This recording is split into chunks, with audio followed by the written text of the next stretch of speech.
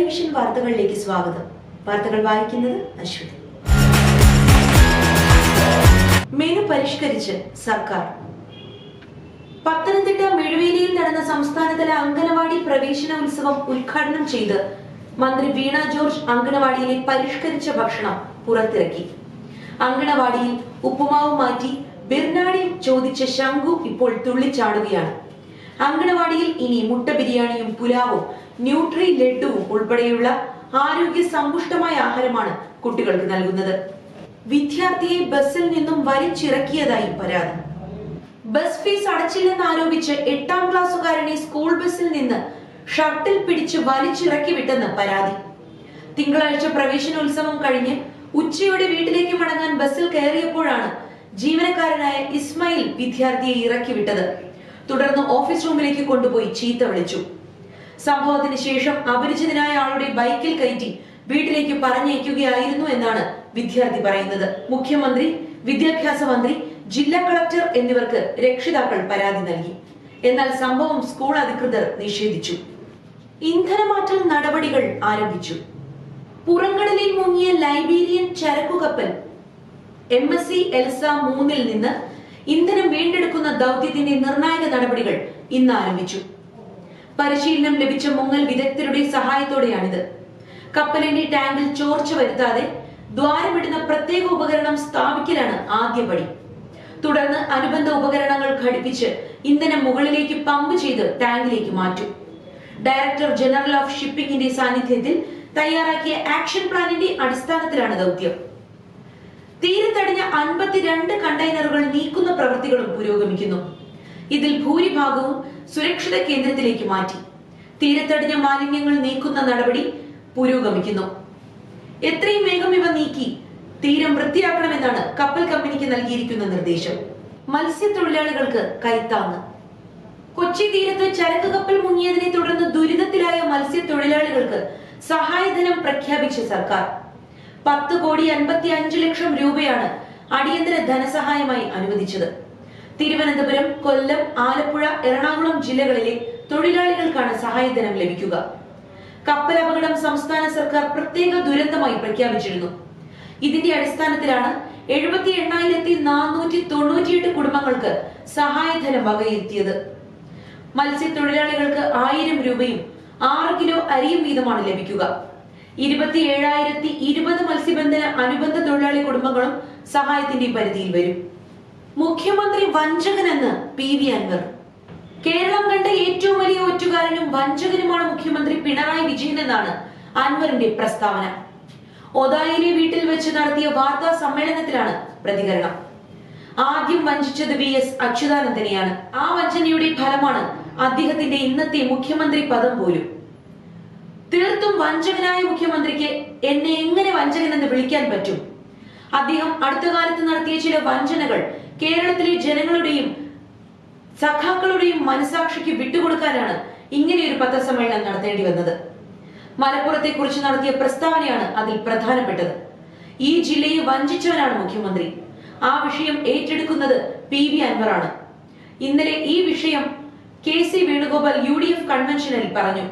അത് മനസ്സിലാക്കാൻ കഴിയുന്ന വോട്ടർമാരും ജനങ്ങളുമാണ് നിലമ്പൂരിലുള്ളതെന്നും അദ്ദേഹം പറഞ്ഞു. സ്കൂൾ ബസ് മറിഞ്ഞ് അപകടം. തിരുവനന്തപുരം നാഗരൂരിൽ സ്കൂൾ ബസ് നിയന്ത്രണം വിട്ട് വയലിലേക്ക് മറിഞ്ഞ് വിദ്യാർത്ഥികൾക്ക് പരിക്ക്.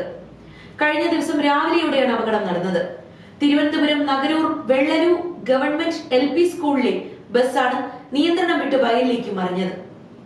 25 വിദ്യാർത്ഥികളാണ് ബസ്സിലുണ്ടായിരുന്നത്. ഇതിൽ 18 കുട്ടികൾക്ക് പരിക്കേൽക്കുകയും ചെയ്തു. ഇവരെ ഉടൻ തന്നെ സമീപത്തുള്ള ആശുപത്രിയിലേക്ക് മാറ്റി. സംഭവത്തിൽ ഉടൻ അന്വേഷണം നടത്തണമെന്ന് വിദ്യാഭ്യാസ മന്ത്രി V ശിവൻകുട്ടി അറിയിച്ചു. കോതമംഗലത്ത് ബസ്സിൽ തീയും പുകയും. കോതമംഗലം നെല്ലിമറ്റത്ത് KSRTC സ്വിഫ്റ്റ് ബസ്സിന് തീപിടിച്ചു. ആളിപ്പടരും മുമ്പേ തീകെടുത്താൻ കഴിഞ്ഞതിനാൽ ആളപായമോ വലിയ നാശനഷ്ടമോ ഉണ്ടായില്ല. കഴിഞ്ഞ ദിവസം വൈകുന്നേരം 6 മണിയോടെയാണ് സംഭവം. മൂന്നാറിൽ നിന്ന് ബംഗളൂരുവിലേക്ക് പോവുകയായിരുന്ന ബസ്സിന്റെ പിന്നിലെ ടയർ വലിയ ശബ്ദത്തോടെ പൊട്ടുകയും ടയറിനടുത്ത് തീയും പുകയും ഉയരുകയുമായിരുന്നു. ഡ്രൈവർ ഉടൻ തന്നെ ബസ് നിർത്തി യാത്രക്കാരെ പുറത്തിറക്കി. വാഹനത്തിലുണ്ടായിരുന്ന അഗ്നിശമന സംവിധാനം ഉപയോഗിച്ച് ജീവനക്കാരാണ് രക്ഷാപ്രവർത്തനം ആരംഭിച്ചത്. പിന്നീട് നാട്ടുകാരും ചേർന്ന് തീ കെടുത്താൻ ശ്രമിച്ചെങ്കിലും ഫലം കണ്ടില്ല.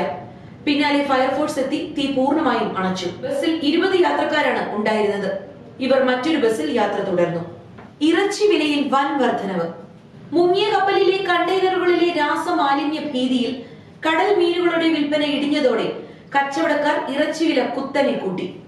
വലിയ പെരുന്നാളിന് മുന്നോടിയായി കോഴി, ആട്, മാട്ടിറച്ചി വില കുതിച്ചുയരുകയാണ്. കടൽ മീനുകൾ ഉപയോഗിക്കാൻ ഉപഭോക്താക്കൾക്ക് ഭീതിയേറിയതോടെ കായൽ, നാടൻ മത്സ്യങ്ങളുടെ വിലയും കൂടി. കാലാവസ്ഥ പ്രതികൂലമായതോടെ വള്ളമിറക്കാൻ കഴിയാത്തതോടെ കടൽ മീൻ വിലയും കൂടിയിട്ടുണ്ട്. ലഭ്യത കുറഞ്ഞതോടെ സാധാരണക്കാരുടെ ഇഷ്ടവിഭവമായ മത്തിവില 300-350 വരെ എത്തിയ അവസ്ഥയാണ് നിലവിൽ. ബഹിരാകാശ യാത്ര 10ലേക്ക് മാറ്റി. ഗഗൻയാൻ യാത്രാംഗമായ ഇന്ത്യൻ ബഹിരാകാശ സഞ്ചാരി ശുഭാംശു ശുക്ലയുടെ ബഹിരാകാശ സ്റ്റേഷനിലേക്കുള്ള യാത്ര 10ലേക്ക് മാറ്റി. 8 വൈകിട്ട് 6:41 നടത്താനാണ് നേരത്തെ നിശ്ചയിച്ചിരുന്നത്. 2 ദിവസത്തേക്ക് കൂടി മാറ്റിവെച്ചതിന്റെ കാരണം വ്യക്തമായിട്ടില്ല. അമേരിക്കൻ സ്വകാര്യ ബഹിരാകാശ ഏജൻസിയായ സ്പേസ് എക്സിന്റെ ആക്സിയം 4 ദൗത്യത്തിന്റെ ഭാഗമായാണ് ശുഭാംശുവും ബഹിരാകാശ സഞ്ചാരി പെഗ്ഗി വിറ്റ്സണും അടക്കം 4 സംഘം ഫാൽക്കൺ 9 റോക്കറ്റിൽ ഇന്റർനാഷണൽ സ്പേസ് സ്റ്റേഷനിലേക്ക് യാത്ര ചെയ്യുന്നത്. 2 ആഴ്ചയാണ് ഇവർ സ്പേസ് സ്റ്റേഷനിൽ ചെലവിടുക. ദൗത്യത്തിന്റെ പൈലറ്റാണ് ശുഭാംശു. കണ്ണൂർ ഫെനി ഡിസംബറിൽ ഉൽപാദനം തുടങ്ങും.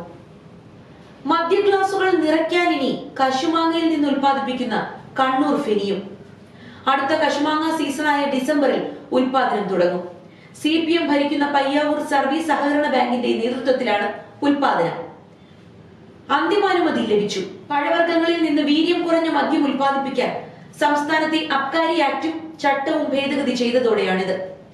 എക്സൈസ് ലൈസൻസ് മാത്രമാണ് ഇനി കിട്ടാനുള്ളത്. പ്രൈമറി സംഘങ്ങൾ മുഖേന കശുമാങ്ങ സംഭരിച്ചാകും നിർമ്മാണം. ലാഭത്തിന്റെ 80% കർഷകരിലേക്ക് എത്തിക്കും.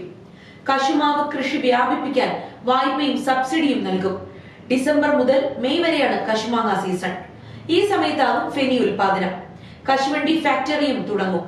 ഫെനി ഉൽപാദനത്തിന് ശേഷം കശുമാങ്ങയുടെ ചണ്ടി സംസ്കരിച്ച് ജൈവവളമാക്കും. കായിക ലോകം. കാത്തിരിപ്പിനൊടുവിൽ കിരീടം ബാംഗ്ലൂരിന്. IPL 18 വർഷത്തെ നീണ്ട കാത്തിരിപ്പ് അവസാനിപ്പിച്ച് RCBയുടെ കിരീട നിമിഷത്തിൽ വിരാട് കോഹ്ലി എന്ന 18ാം നമ്പർ കുപ്പായക്കാരൻ കണ്ണീരോടെ ഗ്രൗണ്ടിലേക്ക് മുഖമാഴ്ത്തി കുനിഞ്ഞിരുന്നു. ജോഷ് ഹേസൽവുഡ് എറിഞ്ഞ അവസാന ഓവറിൽ RCBക്കും കിരീടത്തിലേക്കുമുള്ള അകലം 29 റൺസ്. ജോഷ് ഹേസൽവുഡിന്റെ ആദ്യ 2 പന്തുകളിലും ശശാങ്ക് സിംഗ് റണ്ണെടുക്കാതിരുന്നതോടെ പഞ്ചാബിന്റെ ലക്ഷ്യം മറികടക്കുക ഏറെക്കുറെ അസാധ്യം. ഈ സമയം ക്യാമറകൾ സൂം ചെയ്തത് ബൗണ്ടറി ലൈനിനരികിൽ നിന്ന വിരാട് കോഹ്ലിയിലേക്കായിരുന്നു. അയാൾ അപ്പോൾ കണ്ണു നിറഞ്ഞ കാഴ്ച മറഞ്ഞു നിൽക്കുകയായിരുന്നു. കണ്ണീർ തുടച്ച് വീണ്ടും അവസാന 4 പന്തുകളിൽ ജാഗരൂകനായി കാവൽ നിന്ന കോഹ്ലി അവസാന പന്തും എറിഞ്ഞു കഴിഞ്ഞതോടെ ഗ്രൗണ്ടിലേക്ക് മുട്ടുകുത്തിയിരുന്നു. ഗ്രൗണ്ടിൽ തലയമർത്തി കണ്ണീരടക്കാനാവാതെ വിതുമ്പിയ കോഹ്ലിക്ക് അരികിലേക്ക് സഹതാരങ്ങൾ ഓടിയെത്തി. അവിശ്വസനീയതയോടെ അനുഷ്ക ശർമ്മ ഗ്യാലറിയിൽ നിന്നു. നമ്മുടെ ആരോഗ്യം നമ്മളിലൂടെ. സാധാരണമായി കാണുന്ന പ്രമേഹ വിഭാഗമാണ് ടൈപ്പ് 2 പ്രമേഹം. ജീവിതശൈലി പ്രശ്നങ്ങൾ, ജനിതക ഘടന, പൊണ്ണത്തടി എന്നിവയെല്ലാം ടൈപ്പ് 2 പ്രമേഹത്തിന് കാരണമാകുന്ന ഘടകങ്ങളാണ്. എന്നാൽ ഇപ്പോഴിതാ യുവാക്കളിൽ ടൈപ്പ് 2 ഡയബറ്റിസ് ആശങ്കാജനകമായി വർദ്ധിക്കുന്നതാണ് ആരോഗ്യ വിദഗ്ധരെ കുഴപ്പത്തിലാക്കുന്നത്. മുൻപ് മുതിർന്നവരിൽ മാത്രം കാണപ്പെട്ടിരുന്ന രോഗാവസ്ഥ ഇപ്പോൾ യുവാക്കളെയും കൗമാരക്കാരെയും പോലും ബാധിക്കുന്നുണ്ട്. അമിതഭാരം ശരീരത്തെ സംബന്ധിച്ച് ഇൻസുലിൻ ഫലപ്രദമായി ഉപയോഗിക്കാനുള്ള ശേഷി കുറയ്ക്കുന്നു. വൈറൽ കൊഴുപ്പ് കൂടുന്നതും ആരോഗ്യത്തെ ബാധിക്കും. ഭക്ഷണ രീതിയും ഇതിൽ പ്രധാനമാണ്. ഉയർന്ന അളവിൽ മധുരം, ഉപ്പ്, അമിതമായി സംസ്കരിച്ച ഭക്ഷണങ്ങൾ എന്നിവയുടെ ഉപയോഗം മെറ്റബോളിക് പ്രവർത്തനങ്ങളെ ബാധിക്കുന്നു. ഫൈബർ അടങ്ങിയ ഭക്ഷണം കഴിക്കാത്തതും മെറ്റബോളിസത്തെ ബാധിക്കും. വ്യായാമം ഇല്ലാത്തതും സ്ക്രീൻ സമയം കൂടുന്നതും മെറ്റബോളിക് പ്രവർത്തനം കുറയ്ക്കും. ദിവസവും 30 മിനിറ്റ് നടക്കൽ അല്ലെങ്കിൽ നീന്തൽ പോലുള്ള ലളിതമായ വ്യായാമങ്ങൾ പോലും ടൈപ്പ് 2 പ്രമേഹം വരാനുള്ള സാധ്യത കുറയ്ക്കും. ആരോഗ്യകരമായ ജീവിതശൈലി പിന്തുടർന്നാൽ ഒരു പരിധിവരെ ഡയബറ്റിക് അകറ്റി നിർത്താം. തേർഡ് വിഷന്റെ ഇന്നത്തെ വാർത്തകൾ ഇവിടെ പൂർണ്ണമാകുന്നു. നന്ദി, നമസ്കാരം.